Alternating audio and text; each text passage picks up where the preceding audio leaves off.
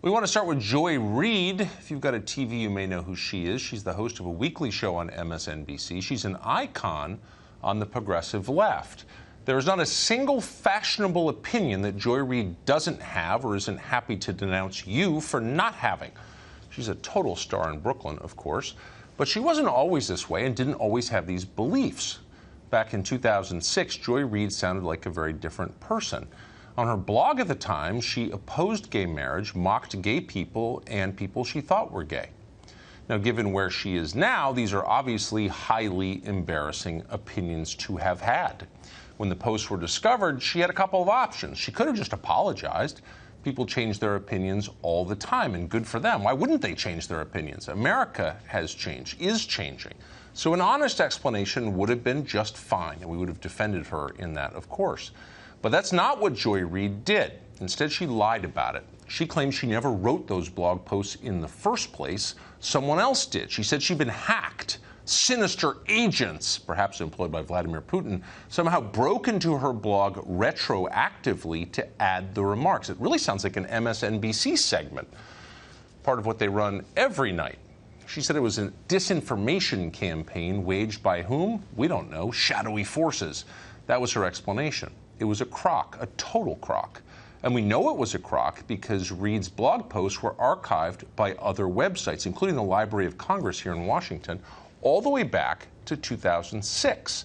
That means in order for her claims to be true, which they're not, the secret hacking plot must have begun at least 12 years ago before anyone knew or cared who Joy Reid was. That's a lie. It's a childish lie. You'd have to be a moron to believe it. Yet she's telling it. Here's the interesting part, though.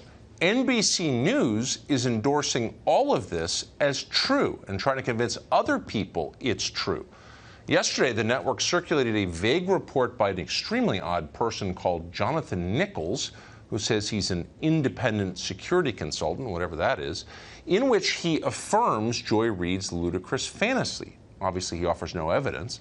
Keep in mind that NBC, which is passing this out to other news organizations, claims itself to be a news organization. And news organizations are not supposed to lie. That's rule one. And yet NBC executives make a habit of lying. They lied about the Access Hollywood tape a couple of years ago. You'll remember that tape was leaked by NBC to David Fahrenthold at the Washington Post, who was a college friend of NBC News chief Noah Oppenheim. The goal in that leak was to help Hillary Clinton just 2 days before a presidential debate, and it helped. NBC later promised to reveal how that tape was leaked, but of course we haven't heard because they never told us. They lied instead, and they're still lying about that. NBC also lied when it ran interference for sex attacker Harvey Weinstein, which it did repeatedly over a long period. You'll remember that network killed Ronan Farrow's investigation into Harvey Weinstein. He had the goods, and yet NBC claimed that Farrow hadn't nailed down the story. By the way, he went and sold the story the next day to the New Yorker, but NBC said it just wasn't ready yet. Another lie.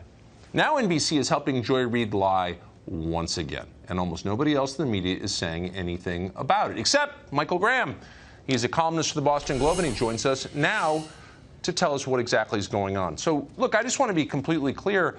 I am okay with people changing their views. My views on almost everything have changed. So I don't think there's a sin in that. And to come out and say, yeah, I thought that, I don't think that anymore, is totally fine. Why would NBC endorse and ratify and disseminate what is so clearly a false explanation from Joy Reid? Look, maybe they're just suckers. I mean, look how they've fallen for the Russiagate story where every single leak they go, this is out. We got him now. We got him. I mean, there's apparently nothing. They know nothing about how the Internet works, apparently. I think when Hillary Clinton said that she cleaned her server with a cloth, I think they went, oh, okay, with a cloth. That's how she did it. So maybe that's it. But there is something, you make a very good point, Tucker, that there's something odd about the willingness of NBC to stand by a story that is so ludicrous. It reminds me of a time in the past when another network stood by Dan Rather, and when the New York Times said that bogus story was fake but accurate. And so what's happened, I think, is that there are people who are in the, quote, news business who just realize they're not really in the news business. They're in the political advocacy business, and Joy Reid is an amazing political advocate. She has a lot of fans. She's very powerful. And I want to read a tweet. I don't want to get the words wrong. I apologize for my phone. But this is from a Clinton staffer who tweeted out today and then blocked me, so I had to look it back up. Make sure you're evaluating this Joy Reid situation through an intersectional lens. She is one of the most important black female voices on TV. Go Thanks. Well, wait. That's an intersectional lens. How about the fact lens? She's just lying. She's lying. Obviously, nobody went in the Wayback Machine to 2006 because, one day I know this person will be on cable TV. I'll get them now. It's nonsense. But intersectionality, really? Is it so bad? But why? I wonder why. I mean, most people, if they work for a news organization and got caught doing something, and they went to the boss and they said, I have an idea, let's make up a patently ludicrous lie that is provably untrue. The boss would say, how about not? Why don't you just say you did it, concede you did it, admit it, and most people, fair-minded people, will kind of forgive you and move on.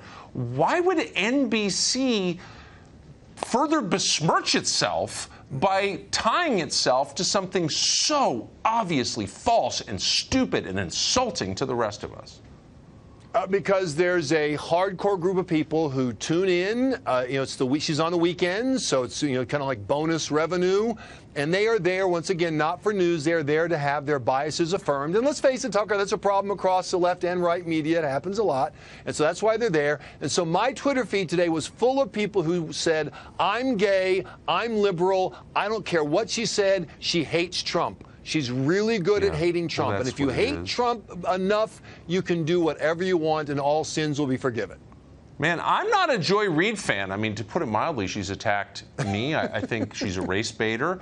But I would have given her, and any honest person, a pass if she'd been honest, which she's not. By the way, I should tell our viewers that just a minute ago, the Daily Beast, which is an online blog, kind of a mediocre one, has announced it's putting a pause on Joy Reid's columns. Apparently she writes for them, not surprisingly. Anyway, Michael Graham, thanks for joining us. Appreciate it. Thanks for having me.